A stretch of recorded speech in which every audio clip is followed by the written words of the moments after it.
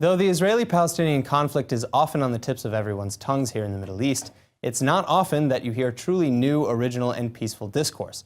Well, starting last week, a new series of events is seeking to change that, and here with more is Yamit Eriksson, the co-founder and external relations head for Have You Seen the Horizon Lately? So thank you very much for coming in, Yamit. Thank you for having me. Tell me a little bit about Have You Seen the Horizon? Well, basically, it's a set of 15 events in 8 different cities across Israel.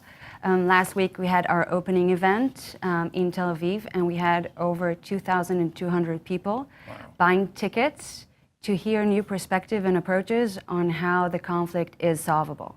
We had speakers like Professor Dan Ariely, Professor Ann Halperin. We had Ro'i Ravitsky, who leads an amazing initiative that actually brings together religious figures, rabbis from settlements, and sheikhs and imams supporting Hamas from Gaza. And they meet under the radar to find a solution on how to move forward from their own special place. And then does that, I mean, do these actions, have they translated into, kind of real objective measurements that we can kind of see in the real peace process? Well, basically, it's about stimulating a new conversation, about recreating hope that this could be solved one day. And also, this entire project is also, we have a research that's being done around it in order to see if we could actually, make people go through this capsule experience and if they come out hopeful.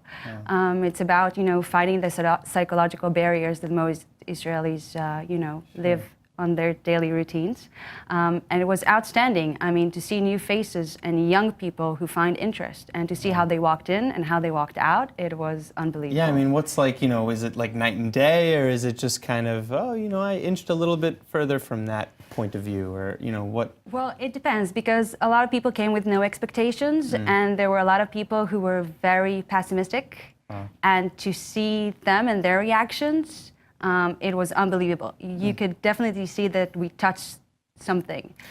So what kind of, can you give me like an example of a solution that was maybe brought forward, other than, initiatives to maybe bring people together? But basically those initiatives are bringing people together and opening this conversation for other constituencies, and not having this traditional, peace camp of being, conducted from a secular group in Kikar Rabin, and to move it outside and to open it. We brought people that took part in ending the conflict in Northern Ireland, and people from Vietnam, who actually tell us how this could be reached one day, and that our conflict, though it is very unique, it's not something unusual, and showing us that this could be done one day.